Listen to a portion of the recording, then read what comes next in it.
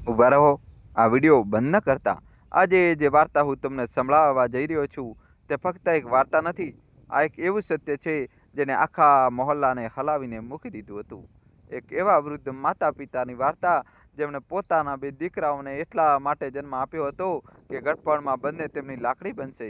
પરંતુ એ જ બંને દીકરાઓએ એક દિવસે વૃદ્ધ માતા પિતાને આપસમાં વેચી દીધા હતા. જેમ કોઈ જૂની અલમારી વેચવામાં આવે છે, જેમ કોઈ જમીનનો ટુકડો વેચવામાં આવે છે, જે માએ 9 મહિના પેટમાં રાખ્યા તેને અડધી અડધી કરી દેવામાં આવી, જે બાપે આંગળી પકડીને ચાલતા શીખ્યું તેના ભાગ કરી દેવામાં આવ્યા. પરંતુ આ વાર્તાનો અંત તે નથી જે તમે વિચારી રહ્યા છો. અંતમાં જે થયું તેને આખી બસ્તીને રડાવી દીધી. ડૉક્ટર પણ રડી પડ્યા, પડોશી પણ રડી પડ્યા અને કદાચ તમે પણ રડી પડશો મિત્રો. તો આ વાર્તાને વચમાં ન છોડતા અને જલ્દીથી વિડીયો લાઈક કરી ચેનલ સબસ્ક્રાઈબ કરી દો. શરૂઆતથી અંત સુધી સાંભળો, કારણ કે અસલી વળાંક તો છેલ્લે આવે છે. અને હા, જો તમે પહેલીવાર આવ્યા છો તો ચેનલને સબસ્ક્રાઈબ કરવાનું ભૂલતા નહીં. ચાલો શરૂ કરીએ આજની વાર્તા, વૃદ્ધ માતા પિતાની વહેંચણી. રામનગર ગામનો એક નાનો એવો કસ્બો હતો. ના તો બહુ મોટું શહેર, ના બિલકુલ ગામ. બસ એવી જગ્યામાં જ્યાં દરેક ગલીમાં એક વાર્તા શ્વાસ લે છે અને દરેક દરવાજા પાછળ એક રહસ્ય છુપાયેલું હોય છે. આજ રામનગરની વચ્ચોવચ્ચ એક જૂનું એવું મકાન ઊભું હતું. મોહન નિવાસ. બહારથી જુઓ તો લાગતું હતું કે જાણે આ ઘર હસે છે. દિવાલો પર પીળા રંગનો કલર, દરવાજા પર તુલસીનો છોડ અને ઉંબરા પર બાંધેલો હોય લાલ દોરો જે વર્ષોથી દરેક ખરાબ નજરને રોકતો આવ્યો હતો. આ ઘરના માલિક હતા મોહનલાલજી, ઉંમર 65 વર્ષ, અને તેમના પત્ની હતા સાવિત્રી દેવી, ઉંમર 60 વર્ષ. પતિ પત્ની એવા જાણે એક દીવાની બે જ્યોત, એક વિના બીજાનું હોવું અધૂરું હતું. મોહનલાલજી ક્યારેય રેલવેમાં ક્લાર્ક રહ્યા હતા. 30 વર્ષની નોકરીમાં તેમણે પાઈ ભેગી કરીને આ મકાન બનાવડાવ્યું હતું. પત્નીના ઘરેણા સુધી વેચી દીધા હતા, એકવાર જેથી મોટા દીકરા ભણતર પૂરું થઈ શકે. અને સાવિત્રી દેવી, તે તો એક એવી માં હતી જેમણે પોતાની આખી જવાની પોતાના બંને દીકરાઓના નામે કરી દીધી હતી. મોટા દીકરાનું નામ હતું રાકેશ, સરકારી બેંકમાં મેનેજર. પત્ની હતી નીલિમા, ભણેલી ગણેલી, તીખી જીભવાળી, શહેરમાં ઉછરેલી. એક દીકરો હતો 8 વર્ષનો આરવ, નાનો દીકરો હતો સુરેશ, એક પ્રાઇવેટ કંપનીમાં એકાઉન્ટન્ટ. પત્ની હતી રચના, દેખાવમાં સીધી સાદી પણ અંદરથી ઘણું બધું છુપાયેલું. એક દીકરી હતી 6 વર્ષની પીહુ. બંને દીકરા પરિણીત હતા, બંને વહુઓ ઘરમાં હતી. બંને પોતરી મોહનલાલજી અને સાવિત્રી દેવીનો જીવ હતા. બહારથી જુઓ તો લાગતું હતું કેટલો ભર્યો બાદરો પરિવાર છે, એક છત નીચે બધા સાથે રહે છે. આ તો આજના જમાનામાં બહુ મોટી વાત છે. પરંતુ મિત્રો, ચાંદને દૂરથી જુઓ તો તે બહુ સુંદર લાગે છે, પાસે જાઓ તો તેના પર પણ ડાઘ દેખાય છે. મોહન નિવાસ સાથે પણ આ જ હતું. બહારથી જે ઘર હસતું દેખાતું હતું, અંદરથી તે બહુ સમયથી સિસકી લઈ રહ્યું હતું. દોસ્તો, ચેનલ સબસ્ક્રાઈબ કરી દો. વાત કંઈક એવી હતી કે સાવિત્રી દેવી છેલ્લા 2 વર્ષથી બીમાર રહેવા લાગ્યા હતા. પહેલાં તો બસ ઘૂંટણમાં દુખાવો હતો, પછી ડાયાબિટીસ, સુગર નીકળી, પછી બ્લડ પ્રેશર અને છેલ્લા 6 મહિનાથી તો હાથ પણ ધ્રુજવા લાગ્યા હતા. ડૉક્ટરે કહ્યું હતું કે માતાજીને આરામ જોઈએ અને દવાઓ સમયસર મળવી જોઈએ. મોહનલાલજી પોતે પણ નબળા થઈ ગયા હતા. પેન્શન તો આવતું હતું, પણ એટલું નહીં કે બંનેની દવાઓ, ખાવા પીવાનું અને ઘરની બાકી ખર્ચ ચાલી શકે. શરૂમાં બંને દીકરા ચૂપચાપ પૈસા આપતા રહ્યા, પણ પછી ધીમે ધીમે પૈસા આપવામાં વાર થવા લાગી. પછી બહાના બનવા લાગ્યા, પછી મેનાટોણા મારવામાં આવવા લાગ્યા. એક રાતની વાત છે, સાવિત્રી દેવીને રાત્રે અચાનક ચક્કર આવ્યા. તેમણે ધીમેથી પોતાની મોટી વહુ નીલિમાને અવાજ આપ્યો, "વહુ, જરા એક ગ્લાસ પાણી લઈ આવને બેટા." નીલિમા રૂમમાંથી બહાર નીકળી, મોં વગાડતા બોલી, "માજી, રાતના 12 વાગી રહ્યા છે. દિવસભરની થાકેલી છું. પાણી પીવું છે તો થોડા જાતે ઉઠીને પી લો." "પગ છે હજુ તમારા?" સાવિત્રી દેવીની આંખોમાં આંસુ આવી ગયા. તેમણે કંઈ ન કહ્યું, બસ ચૂપચાપ પડખું ફરી ગયા. પાસે સૂતેલા મોહનજીએ બધું સાંભળ્યું હતું. તેમણે ધીમેથી ઉઠીને જાતે રસોડામાં જઈને પાણી લાવ્યા, પોતાની પત્નીને પીવડાવ્યું અને પછી બંને ચૂપચાપ રડતા રહ્યા આખી રાત. આ એક રાતની વાત નહોતી મિત્રો, એવી રાતો હવે રોજની કહાની બની ગઈ હતી. સવારનો સમય હતો, રસોડામાંથી અવાજો આવી રહ્યા હતા. બંને વહુઓ નીલિમા અને રત્ના આપસમાં બહેસ કરી રહી હતી. નીલિમાએ કહ્યું, "જો રત્ના, હું આ સાફ કરી દઉં છું. મમ્મીજીની દવાઓ ગયા મહિને અમે જ લાવ્યા હતા. આ વખતે તારો વારો છે." રત્નાએ પણ વળતો જવાબ આપ્યો, "દીદી, મમ્મીજીની દવાનું બિલ 1000નું થાય છે. મારા પતિનો પગાર ભાઈ કરતાં અડધો પણ નથી. આ કેવી વેચણી છે?" "તો શું મતલબ? માતા પિતાની જવાબદારી કમાણીના હિસાબે થશે? તે તમારા પણ માતા પિતા છે રચના, મારા જ નહીં. તેમને તો હંમેશા મોટા દીકરાને જ વધારે ચાહ્યો છે, ભણાવ્યો પણ વધારે, લગ્નમાં પણ વધારે ખર્ચો કર્યો, તો હવે ઘડપણની જવાબદારી પણ વધારે એ જ ઉપાડશે ને? વહુઓની આ વાતો સાવિત્રી દેવી રૂમમાં બેસીને સાંભળી રહ્યા હતા. એક માં જેણે ક્યારેય પોતાના બંને દીકરાઓમાં તફાવત નહોતો કર્યો, આજે બે વહુઓ વચ્ચે હિસાબ બની ગઈ હતી. મોહનલાલજી પાસે બેસીને પોતાની પત્નીનો હાથ થામ્યો. બંનેની આંખો ભરેલી હતી. મોહનલાલજીએ ધીમેથી કહ્યું, સાવિત્રી, યાદ છે જ્યારે રાકેશ જન્મ્યો હતો, આપણી પાસે ખાવાનું નહોતું, મેં મારી એક જ સારી જોડી કમીજ વેચી દીધી હતી જેથી તે દૂધ પી શકે, અને જ્યારે સુરેશ જન્મ્યો હતો તો 3 દિવસ ભૂખી રહી હતી જેથી બાળકને દૂધ મળી શકે. આજે એ જ બાળકો? વાત અધૂરી રહી ગઈ. આગળના શબ્દો આંસુઓમાં ડૂબી ગયા. સાંજે જ્યારે બંને દીકરા ઘરે પાછા ફર્યા તો બંને વહુઓએ પોતપોતાના પતિઓના કાન ભરી દીધા. રાકેશે સુરેશને જવાબ આપ્યો, સુરેશ, જરા બેઠક રૂમમાં આવ, વાત કરવી છે. સુરેશ આવ્યો. બંને ભાઈ સામસામે બેઠા. વચમાં મૂકેલી હતી એક ચાની કપ જે ઠંડી થઈ ચૂકી હતી. બિલકુલ આ બંને ભાઈઓના સંબંધની જેમ. રાકેશે કહ્યું, જો સુરેશ, હવે રોજ રોજની કચકચ મારાથી નથી જોવાતી. વહુઓ લડે છે, માતા પિતા દુઃખી થાય છે, બાળકો ડલેલા રહે છે. એક રસ્તો છે મારી પાસે. શું રસ્તો ભાઈ? રાકેશે એક ઊંડો શ્વાસ લીધો, પછી બોલ્યો, વેચણી. સુરેશ ચોંકી ગયો. શું, ઘરની વેચણી? પણ ભાઈ, પપ્પા તો જીવતે જીવા ક્યારેય નહીં ઈચ્છે. હું ઘરની વેચણીની વાત નથી કરી રહ્યો સુરેશ. તો રાકેશનો અવાજ ધીમો થઈ ગયો, પણ શબ્દો બહુ ભારે હતા. માતા પિતાની વેચણી. સુરેશને લાગ્યું જાણે તેના કાને કંઈ ખોટું સાંભળી લીધું. તેને ફરીથી પૂછ્યું, ભાઈ, શું કહ્યું તમે? મેં કહ્યું માતા પિતાની વેચણી. એક માને હું રાખીશ, એક બાપને તું રાખ, અથવા 1 મહિનો મારી પાસે, 1 મહિનો તારી પાસે, કંઈ પણ કરી લે. પણ હવે આ નહીં ચાલે કે બંને એક સાથે એક જ ઘરમાં રહે અને રોજ રોજ ઝઘડા થાય. સુરેશની આંખો પોળી થઈ ગઈ. તે કંઈ કહી ન શક્યો. બસ એટલું જ બોલ્યો, ભાઈ, આ તમે કહી રહ્યા છો, તમે જે હંમેશા કહેતા હતા કે માતા પિતા ભગવાનથી વધીને છે. રાકેશે નજર નમાવી લીધી. બોલ્યો, સમય બદલાય છે સુરેશ, અને માણસ પણ. મિત્રો, એ દિવસ પછી ઘરમાં જે થયું તે સાંભળીને કદાચ તમારી રૂહ પણ કાપી જાય. આગામી દિવસ રવિવાર હતો. વહેલી સવારે રાકેશ અને સુરેશ પોતાના માતા પિતાને બેઠક રૂમમાં બોલાવ્યા. મોહનલાલજી અને સાવિત્રી દેવી પોતાના સોફા પર આવીને બેસી ગયા. પાછળ પાછળ બંને વહુઓ પણ આવી ગઈ. રાકેશે વાત શરૂ કરી, પપ્પા, તમારી સાથે એક જરૂરી વાત કરવી છે. બોલ બેટા. પપ્પા, અમે બંને ભાઈઓએ એક નિર્ણય લીધો છે. મોહનલાલજીએ પોતાની પત્ની તરફ જોયું. બંનેના દિલમાં એક અજાણ્યો ભય હતો.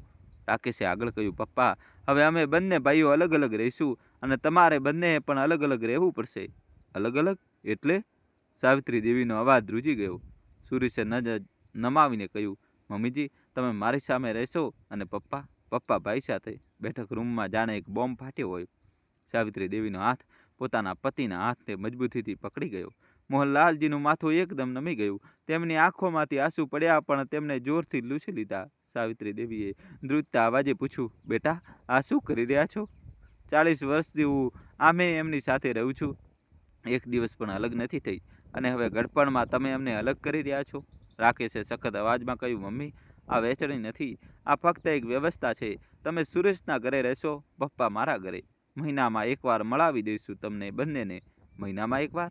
મોહનલાલજીના મોંમાંથી બસ એટલું જ નીકળ્યું. સુરેશે ધીમેથી કહ્યું, પપ્પા, અમારી મજબૂરી સમજો. બંને વહુઓ રોજ લડે છે, બાળકો ડરેલા રહે છે, ઘરમાં કંકાસ છે. આ શાંતિનો એક રસ્તો છે. મોહનલાલજીએ ઊભા થવાનો પ્રયત્ન કર્યો. પગ ધ્રુજી રહ્યા હતા. તેમણે પોતાની પત્નીનો હાથ થામ્યો અને બોલ્યા, બેટા, એક વાત સાંભળી લે. આજે તમે જે આ વહેંચણી કરી રહ્યા છો ને, કાલે તમારા બાળકો પણ આ જ શીખી રહ્યા છે. આરવ અને પીયુ આ બધું જોઈ રહ્યા છે. એક દિવસ તેઓ પણ તમારી સાથે આ જ કરશે. યાદ રાખજો મારી આ વાત. આ કહીને મોહનલાલજી પોતાની પત્ની સાથે અંદરના રૂમમાં જતા રહ્યા. એ રાત્રે મોહન નિવાસનો એ જૂનો રૂમ ફરી રડ્યો. 40 વર્ષ જૂનો એ પલંગ, જેના પર આ બંનેએ પોતાની જિંદગીના બધા સુખ દુઃખ વહેંચ્યા હતા, આજે એમની જ જુદાઈનો સાક્ષી બની રહ્યો હતો. સાવિત્રી દેવીએ પોતાના પતિના છાતીમાં મોં છુપાવી લીધું. બાળકોની જેમ વિલાપ કરતા બોલ્યા, હું નહીં રહી શકું તમારા વિના. 40 વર્ષ થઈ ગયા છે, એક દિવસ પણ અલગ નથી થઈ. મોહનલાલજીએ પત્નીનું માથું પંપાળતા કહ્યું, સાવિત્રી, બાળકો આપણા છે, એમની ખુશીમાં આપણી ખુશી છે. ચાલ માની લઈએ એમની વાત, અને પછી આપણે ક્યાં હંમેશા માટે અલગ થઈ રહ્યા છીએ? ક્યારેક ક્યારેક મળી લઈશું. પરંતુ મિત્રો, મોહનલાલજી પોતે પણ જાણતા હતા કે આ ક્યારેક ક્યારેક બહુ ભારે પડવાનું છે. બીજો દિવસ આવ્યો. એ દિવસ જેને મોહન નિવાસનો ઇતિહાસ ક્યારેય નહીં ભૂલી શકે. સવારના 9 વાગ્યા હતા. બે અલગ અલગ ટેક્સીઓ ઘરની બહાર ઊભી હતી. એકમાં સાવિત્રી દેવીનો સામાન મૂકવામાં આવ્યો હતો અને એક નાનો એવો સુટકેસ, એક થેલો જેમાં દવાઓ હતી અને એક જૂની એવી ચાદર જે તેમણે પોતાના લગ્નમાં બનાવડાવી હતી. બીજી ટેક્સી મોહનલાલજીની હતી. સાવિત્રી દેવી પોતાના રૂમના ઉંબરા પર ઊભા હતા. આંખોમાંથી આંસુ વહી રહ્યા હતા. તેમણે એકવાર આખા રૂમને જોયો. 40 વર્ષની યાદો આ દિવાલોમાં હતી. પહેલી રાત તેમણે અહીં જ વિતાવી હતી. પહેલો દીકરો અહીં જન્મ્યો હતો. પતિની સરકારી નોકરીનો પહેલો પગાર અહીં જ રાખવામાં આવ્યો હતો અને આજે તે આ રૂમને છોડીને જઈ રહ્યા હતા. મિત્રો, કહાની છેલ્લા સુધી જોજો અને વિડીયો લાઈક કરી ચેનલ સબસ્ક્રાઈબ કરી દો. મોહનલાલજીએ પાસે આવીને પત્નીનો હાથ થામ્યો. બંને એકબીજાની આંખોમાં જોતા રહ્યા. કોઈ શબ્દ નહોતા. શબ્દોની જરૂર પણ નહોતી. 40 વર્ષનો સાથ હતો. એક નજર કાફી હતી બધું જ કહી દેવા માટે. મોહનલાલજીએ ધીમેથી કહ્યું, સાવિત્રી, પોતાની દવા સમયસર લેજે. દિલ્હીમાં વહુને કહી દેજે ખાવાનું પોચું બનાવે. તારા દાંત હવે પહેલા જેવા નથી રહ્યા. અને પાપ? સાવિત્રી દેવીએ ધ્રુજતા અવાજે પૂછ્યું. હું ઠીક છું, તું મારી ચિંતા ન કર. રાત્રે તમને ઠંડી લાગે છે, ચાદર ઓઢી લેજો. હા, ઓઢી લઈશ. અને હા, સવારની ચામાં ખાંડ થોડી ઓછી લેજો. સુગર વધેલી છે તમારી. હા સાવિત્રી. હા, બંને એકબીજાને વાતો યાદ અપાવી રહ્યા હતા જે તેઓ રોજ એકબીજાને યાદ અપાવવા આવ્યા હતા. ફરક ફક્ત એટલો હતો કે કાલથી આ યાદ અપાવવા વાળું કોઈ નહીં હોય. રાકેશ અને સુરેશ દૂર ઊભા જોઈ રહ્યા હતા. બંને વહુઓ પણ હતી. પૌત્ર આરવ અને પૌત્રી પીયુ પણ હતા. પીયુએ પોતાની નાની એવી જીભથી પૂછ્યું, મમ્મી, દાદી ક્યાં જઈ રહ્યા છે? શું તે ક્યારેય પાછા નહીં આવે? રત્નાએ દીકરીને શાંત કરાવી. ચૂપ કર પીયુ, મોટેરાઓથી વાતોમાં નથી બોલતા. પણ એ માસૂમ બાળકીનો સવાલ હવામાં તરી રહ્યો હતો. શું દાદી ક્યારેય પાછા નહીં આવે? મોહનલાલજીએ પોતાની પત્નીને વિદાય આપતા કહ્યું, જા સાવિત્રી, દીકરાની વાત માન. આપણે મળતા રહીશું. સાવિત્રી દેવી એક પગલું આગળ વધારતા હતા, પછી રોકાઈ જતા હતા, પછી વધારતા હતા, પછી રોકાઈ જતા હતા. દરેક પગલે પાછળ ફરીને જોતા હતા પોતાના પતિને. આખરે તેમણે ટેક્સીનો દરવાજો ખોલ્યો. બેસતા પહેલા એકવાર વધુ ભર્યા અને એક નજરમાં 40 વર્ષની આખી જિંદગી સમેટી લીધી. ટેક્સી ચાલી. એક ટેક્સીમાં મોહનલાલજી હતા, બીજીમાં સાવિત્રી દેવી. બંને ટેક્સીઓ એક જ ગલીમાંથી નીકળી પણ પછી એક ચોરાહા પર અલગ થઈ ગઈ. એક જમણી તરફ વળીને બીજી ડાબી તરફ. અને મિત્રો, એ દિવસે રામનગરની હવા પણ ભારે થઈ ગઈ હતી. મિત્રો, જલ્દીથી વિડીયો લાઈક કરી ચેનલ સબસ્ક્રાઈબ કરી દો. સુરેશના ઘરનો માહોલ અલગ હતો. સાવિત્રી દેવીને એક નાનો એવો રૂમ મળ્યો. પહેલા દિવસે તો બધું ઠીક રહ્યું. સુરેશે જાતે આવીને મા સાથે વાત કરી ગયો. પીયુ પણ થોડી વાર માટે આવી, પણ બીજા દિવસથી તફાવત દેખાવા લાગ્યો. રત્ના એક થાળીમાં રોટલી શાક મૂકી દીધું. બસ ના પૂછ્યું કે કેમ છે, ના એ જોયું કે ખાધું કે નહીં. સાવિત્રી દેવી એકલા પોતાના રૂમમાં બેસીને રહેતા. ટીવી નહોતું. પુસ્તક વાંચવા માટે આંખો નવળી હતી. બસ એક બારી હતી જેનાથી તેઓ બહારના ઝાડને જોતા રહેતા. રાત્રે જ્યારે એકલા પલંગ પર સૂતા તો હાથ આપોઆપ જ પતિને શોધતો હતો. પણ બીજી તરફ ખાલી હતું, ફક્ત ખાલી પલંગ. 40 વર્ષમાં પહેલી વાર એમનો હાથ ખાલી હવાને સ્પર્શી રહ્યો હતો. તેઓ રડતા ચૂપચાપ, જેથી કોઈને સંભળાય નહીં. આંસુ તકિયાને પલાળી દેતા અને સવારે જ્યારે તેઓ ઉઠતા તો આંખો સૂજેલી હોય. પેલી તરફ રાકેશના ઘરમાં મોહનલાલજીનો હાલ પણ કંઈ ખાસ સારો નહોતો. નીલિમાનો સ્વભાવ તીખો હતો. વાત વાતમાં મેણા મારતી. એક દિવસની વાત છે. મોહનલાલજીએ ધીમેથી કહ્યું, બહુ, જરા એક કપ ચા મળી જશે? નીલિમાએ ચીડાઈને જવાબ આપ્યો, પપ્પાજી, હમણાં જ તો મેં રસોડું બંધ કર્યું છે. દિવસમાં 5 વાર ચા કોણ બનાવે છે? તમારી સુગર પણ તો વધેલી છે. ડૉક્ટરને આ ના પાડી છે વધારે ચા પીવાની. મોહનલાલજી ચૂપ થઈ ગયા. પહેલાં તો સાવિત્રી હતી. એમને કહેવું નહોતું પડતું. જે જાચે ચા બનાવીને લઈ આવતી હતી. પૂછતી હતી, બીજું કંઈ જોઈએ છે? આજે બીજું કંઈ જોઈએ છે વાળો અવાજ બહુ યાદ આવી રહ્યો હતો. રાત્રે તેઓ પોતાના પલંગ પર સૂતા હતા. બાજુમાં ખાલી જગ્યા હતી. તેમણે ખાલી જગ્યા પર હાથ મૂક્યો. 45 વર્ષના લગ્ન હતા. 40 વર્ષ સાથે રહ્યા હતા. આજે પહેલી રાત એકલા વિતાવી રહ્યા હતા. તેમની આંખોમાંથી આંસુ વહી નીકળ્યા. તેમણે બબડતા કહ્યું, સાવિત્રી, તું ઠીક તો છે ને? ખાવાનું ખાધું? દવા લીધી? ગોદડું ઉઢ્યું કે નહીં? રાત્રે ચક્કર તો નથી આવ્યા ને તને? પણ જવાબ આપવા વાળું કોઈ નહોતું. બસ ખામોશી હતી અને એક વૃદ્ધ પતિનું એકલવાયોપણું જે પોતાની પત્નીને યાદ કરીને વિખરાઈ રહ્યું હતું. મિત્રો, આ જુદાઈ કોઈ એક દિવસની વાત નહોતી.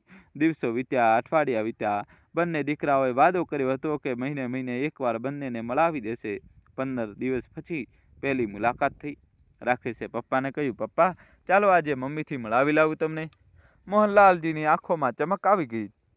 તેમણે જલ્દીથી પોતાનું સૌથી સારું કુર્તું નીકાળ્યું. વાળ કાંચકાથી ઓળાવ્યા. ચશ્મા સાફ કર્યા. એવી રીતે તૈયાર થઈ રહ્યા હતા જાણે પહેલીવાર કોઈને મળવા જઈ રહ્યા હોય. રાકેશે ટેક્સી બોલાવી. બંને સુરેશના ઘરે પહોંચ્યા. સાવિત્રી દેવીને જ્યારે ખબર પડી કે તેમના પતિ આવ્યા છે તો તેઓ જાણે ફૂલની જેમ ખીલી ઉઠ્યા. 15 દિવસમાં તેઓ અડધા થઈ ગયા હતા. ચહેરો પીળો પડી ગયો હતો, આંખો નીચે કાળા કુંડાળા હતા, પણ પતિનું નામ સાંભળતા જ જાણે જીવ આવી ગયો. તેઓ જલ્દીથી બહાર આવ્યા. મોહનલાલજી સામે ઊભા હતા. બંનેની નજરો મળી અને બંને એકસાથે રડી પડ્યા. બાળકોની જેમ વિના કોઈ સંકોચે 65 વર્ષના વૃદ્ધ પતિ અને 60 વર્ષના વૃદ્ધ પત્ની એકબીજાને જોઈને બાળકોની જેમ રડી રહ્યા હતા. સાવિત્રી દેવીએ પતિનો હાથ થામ્યો. બોલ્યા, ઠીક તો છો ને તમે? કેટલા નબળા થઈ ગયા છો? અને તું આ શું હાલ બનાવી રાખ્યો છે તે પોતાનો? ચહેરો જુઓ જરા. ખાવાનું નથી ખાતી છું? ખાવાનું તો મળે છે, પણ આગળ શબ્દો ન નીકળ્યા. રાકેશ અને સુરેશ દૂર ઊભા જોઈ રહ્યા હતા. તેમને પણ અંદરથી ક્યાંક ને ક્યાંક ખૂંચી રહ્યું હતું, પણ અહંકારે તેમના મોં સીવી રાખ્યા હતા. રાકેશે કહ્યું, પપ્પા, બસ અડધો કલાક પછી આપણે પાછા જવાનું છે. અડધો કલાક? સાવિત્રી દેવીનું દિલ જાણે બેસી ગયું. 15 દિવસ પછી મળ્યા છે અને ફક્ત અડધો કલાક? મોહનલાલજીએ પત્નીનો હાથ મજબૂતીથી પકડી લીધો. કહ્યું, ઠીક છે સાવિત્રી, અડધો કલાક જ સહી. ઓછામાં ઓછું તારો ચહેરો તો જોઈ લઉં. બંને બેસી રહ્યા, વાતો કરતા રહ્યા, જૂની યાદો તાજી કરતા રહ્યા. લગ્નના દિવસની વાત, પહેલી બાળકની વાત. એકબીજાને જોતા રહ્યા, જાણે આંખોથી જ 15 દિવસની તરસ छिपाવી રહ્યા હોય. અડધો કલાક વીતી ગયો. રાકેશે કહ્યું, પપ્પા ચાલો. મોહનજીએ પત્નીથી વિદાય લીધી. ઊભી વખતે તેમના પગ લડખડાઈ ગયા. સાવિત્રી દેવીએ તેમને સંભાળ્યા. બંને એકબીજાને જોયા. એક નજરમાં ફરી એક આખી જિંદગી હતી. ટેક્સી ચાલી. મોહનલાલજી પાછળ ફરીને જોતા રહ્યા, જ્યાં સુધી સાવિત્રી દેવીની આકૃતિ આંખોથી ઓજલ ન થઈ ગઈ. ઘરે પહોંચવા પર મોહનલાલજી પોતાના રૂમમાં ગયા. પલંગ પર સૂતા અને રાત પર રડતા રહ્યા. તેમણે ઓશિકામાં મોં છુપાવીને કહ્યું, હે ભગવાન, આ કેવો દિવસ દેખાડ્યો તો છું. 65 વર્ષની ઉંમરે પોતાની પત્નીને મળવા માટે દીકરાની મંજૂરી લેવી પડી રહી છે, અને તે પણ ફક્ત અડધા કલાકની. સમય વીતતો ગયો. 1 મહિનો, 2 મહિના, 3 મહિના. સાવિત્રી દેવીની તબિયત વધુ બગડવા લાગી. સુગર બેકાબૂ થઈ ગઈ. બ્લડ પ્રેશર ઉપર નીચે થવા લાગ્યું. હાથ વધારે કાંપવા લાગ્યા. ડૉક્ટરે કહ્યું હતું કે તેમને માનસિક તણાવ ખૂબ છે. અંદરથી ખૂબ દુઃખી છે. શરીરની બીમારી કરતાં વધુ મનની બીમારી છે. સુરેશે ડૉક્ટરની વાત સાંભળી પણ કંઈ ન કર્યું. રત્નાએ તો સાફ કહી દીધું, જુઓજી, મમ્મીજીની સારવાર મોંઘી થતી જઈ રહી છે. બેંકની લોન પણ ચાલી રહી છે. પીયુની સ્કૂલ ફી પણ આપવાની છે. હવે બીજો કેટલો ખર્ચ કરીશું? એક દિવસ સાવિત્રી દેવીએ હિંમત કરીને દીકરાને કહ્યું, સુરેશ બેટા, એકવાર તારા પપ્પાને બોલાવી લાવ. ખૂબ યાદ આવી રહ્યા છે. મમ્મી, આવતા અઠવાડિયે મેળવી દઈશ. બેટા, આવતું અઠવાડિયું ખૂબ દૂર છે. આજે જ બોલાવી લો. મમ્મી, જીદ ન કરો. મેં કહ્યું ને, આવતા અઠવાડિયે. સાવિત્રી દેવી ચૂપ થઈ ગઈ. તે રાત્રે તેમણે ખાવાનું ન ખાધું. ચૂપચાપ પલંગ પર પડી રહી અને મન હી મન પોતાના પતિ સાથે વાતો કરતી રહી. સાંભળો છો, મારી હાલત હવે સારી નથી. ખબર નહીં ક્યાં સુધી રહીશ. એકવાર મળવા આવી જાઓ. પછી એકવાર. પેલી તરફ મોહનલાલજીની હાલત પણ કંઈ સારી નહોતી. નીલિમાનું વર્તન દિવસે ને દિવસે બગડતું જતું હતું. એક દિવસ તેમણે નીલિમાને કહ્યું, બહુ જરા પોતાના ભાઈ સુરેશને ફોન કરજે. તારી સાસુજી કેવા છે એ પૂછવું છે. નીલિમાએ ખીજાઈને કહ્યું, પપ્પાજી, તમે જાતે જ ફોન કેમ નથી કરી લેતા? મારી પાસે એટલો સમય નથી. મોહનલાલજી પાસે મોબાઈલ ન હતો. જૂનો એવો ફોન હતો જેનો તેમને ઉપયોગ કરતા નહોતો આવડતો, અને જ્યારે તેમણે નીલિમા પાસે ફોન માગ્યો ત્યારે જવાબ એ જ મળ્યો, પપ્પાજી, મારો ફોન વ્યસ્ત છે. પછી એક દિવસ તો હદ થઈ ગઈ. મોહનલાલજીએ હાથ જોડીને કહ્યું, બહુ, બસ એકવાર વાત કરાવી દે. તારી સાસુ સાથે ખૂબ દિવસો થઈ ગયા. નીલિમાએ કંટાળીને ફોન લગાડ્યો. સુરેશે ઉપાડ્યો. મોહનલાલજીએ કાંપતા અવાજે કહ્યું, બેટા, તારી મમ્મીને ફોન આપ જરા. સુરેશે જવાબ આપ્યો, પપ્પા, મમ્મી ઊંઘી રહી છે અત્યારે, પછી વાત કરાવી દઈશું. પરંતુ તે પછી ક્યારેય ના આવ્યો. મિત્રો, હવે વાર્તાનો એ વળાંક આવી રહ્યો છે જ્યાં કદાચ તમે પણ તમારા આંસુ નહીં રોકી શકો. સાવિત્રી દેવીની હાલત ખૂબ બગડી ગઈ હતી. એક રાત્રે તેમને તીવ્ર તાવ ચડ્યો. શ્વાસ લેવામાં તકલીફ થવા લાગી. રત્નાએ સુરેશને જગાડ્યો. જલ્દી ઉઠો, મમ્મીજીની હાલત ખરાબ છે. સુરેશે એમ્બ્યુલન્સ બોલાવી હોસ્પિટલ લઈ ગયો. ડૉક્ટરે તપાસ કરી પછી સુરેશને બહાર બોલાવ્યો. જુઓ, એમની હાલત ખૂબ નાજુક છે. હૃદય નબળું પડી ગયું છે, અને સૌથી મોટી વાત એ અંદરથી ખૂબ તૂટી ગયા છે. એમને વધારેમાં વધારે પોતાના લોકોની પાસે રાખો. એકલતા એમની બીમારીનું સૌથી મોટું કારણ છે. સુરેશે રાકેશને ફોન કર્યો. રાકેશ પપ્પાને લઈને તરત હોસ્પિટલ પહોંચ્યો. મોહનલાલજી જ્યારે વોર્ડમાં દાખલ થયા તો એમની નજર પોતાની પત્ની પર પડી. સાવિત્રી દેવી પલંગ પર સૂતા હતા. નાકમાં નળી હતી. હાથમાં સોય. ચહેરો પીળો પડી ગયો હતો. વાળ વિખરાયેલા હતા. મોહનલાલજીના પગ થંભી ગયા. પછી તે ભાગીને પત્ની પાસે પહોંચ્યા. સાવિત્રી દેવીએ આંખો ખોલી. પતિને સામે જોઈને એમની આંખોમાં આંસુ આવી ગયા. તમે આવી ગયા? હા સાવિત્રી, હું આવી ગયો. તું ઠીક છે ને? સાવિત્રી દેવીએ ધીમેથી માથું હલાવ્યું, પછી પતિનો હાથ થામી લીધો. મિત્રો, હજી કહાની બાકી છે, અમારી સાથે જોડાયેલા રહેજો. હવે મિત્રો, કહાનીમાં એવો જબરજસ્ત ટ્વિસ્ટ આપશે કે બંને મા બાપને ન્યાય મળશે. વિડીયો લાઈક કરી જલ્દી સાંભળો. એક વાત કેવી છે તમને? બોલ સાવિત્રી, જો હું જતી રહું તો તમે એકલા ન પડતા. પાગલ થઈ ગઈ છે કે શું? ક્યાંય નથી જઈ રહી તું? ડૉક્ટર સાહેબ છે ને? ઠીક થઈ જઈશ. ના, મને ખબર છે મારો સમય પૂરો થઈ રહ્યો છે. બસ એક અફસોસ છે. શું? હું તમારા ખોળામાં માથું મૂકીને જવા માગતી હતી. 45 વર્ષ તમારા ખોળામાં માથું મૂકીને ઊંઘી છું. આજે પણ મૂકી લઉં. મોહનલાલજીની આંખોમાંથી ઝરમર આંસુ વહેવા લાગ્યા. તેમણે પોતાની વૃદ્ધ પત્નીનું માથું પોતાના ખોળામાં રાખ્યું. વાળ બહાલથી પંપાળ્યા. એમની પસંદગીના ભોજનની પંક્તિઓ ધીમે ધીમે ગણગણી. હે રામ, હે રામ. રાકેશ અને સુરેશ દૂર ઊભા જોઈ રહ્યા હતા. બંનેની આંખોમાં હવે આંસુ હતા. બંને વહુઓ પણ આવી ગઈ હતી. પૌત્ર પૌત્રી પણ હતા. બધા રડી રહ્યા હતા. સાવિત્રી દેવી આંખો ખોલી. એક એક કરીને બધાને જોયા. દીકરાઓને જોયા, વહુઓને જોઈ, બાળકોને જોયા, પછી પતિને જોયા. ખૂબ ધીમા અવાજે બોલ્યા, રાકેશ, સુરેશ, એક વચન આપો મને. બંને દીકરા દોડી આવ્યા. શું મમ્મી? બોલો. પોતાના પપ્પાને ક્યારેય એકલા ન છોડતા. એમને એ પ્રેમ આપજો જે હું હવે નથી આપી શકું. અને વહુઓ, મારી વહુઓ, એમને ઇજ્જત આપજો જે દરેક વહુ પોતાના સસરાને આપે છે. બંને વહુઓ ફૂટી ફૂટીને રડવા લાગી. નીલિમાએ સાવિત્રી દેવીના પગ પકડી લીધા. મમ્મીજી, મને માફ કરી દો. મેં તમારી સાથે ખૂબ ખોટું કર્યું. મને માફ કરી દો. રચના પણ રડતા બોલી, મમ્મીજી, હું ખૂબ ખરાબ બહુ હતી. મને માફ કરી દો. સાવિત્રી દેવીએ કાંપતા હાથોથી બંનેના માથા પર હાથ મૂક્યો. બોલ્યા, દીકરીઓ, હવે રડવાનો શું ફાયદો? જે થવાનું હતું એ થઈ ગયું. બસ એક વાત યાદ રાખજો, મા બાપ ક્યારે વેચાતા નથી. એમને વેચી ન શકાય. એક દીકરી જ્યારે પોતાના પિયર આવે છે તો બંને મા બાપ પાસે આવે છે. એક દીકરો જ્યારે કમાવા જાય છે તો બંને મા બાપ માટે કમાય છે. પછી તમે લોકો એમને કેવી રીતે વેચી દીધા? બધા ચૂપ હતા. બસ આંસુ વહી રહ્યા હતા. સાવિત્રી દેવીએ અંતિમ વાર પતિ તરફ જોયું, હાથ લંબાવ્યો. મોહનલાલજી હાથ મજબૂતીથી થામી લીધો. હું ચાલી, એટલું કહીને સાવિત્રી દેવીની આંખો બંધ થઈ ગઈ. મોનિટર પર લાઈન સીધી થઈ ગઈ. બીપ બીપનો અવાજ બંધ થઈ ગયો. મોહનલાલજીની 45 વર્ષ જૂની સાથી, તેમનો દિલનો ટુકડો. સાવિત્રી દેવી આ દુનિયામાંથી ચાલી ગઈ. મોહનલાલજી પત્નીને વળગીને બાળકોની જેમ રડવા લાગ્યા. એવું રડવું જે કદાચ કોઈએ પહેલાં નહોતું જોયું. 65 વર્ષનો વૃદ્ધ પોતાની પત્નીની લાશ પર ભાંગી પડ્યો હતો. રાકેશ અને સુરેશ પપ્પાના પગમાં પડી ગયા. બંને બિલખાઈને રડી રહ્યા હતા. પપ્પા, અમને માફ કરી દો. અમે ખૂબ મોટું પાપ કર્યું.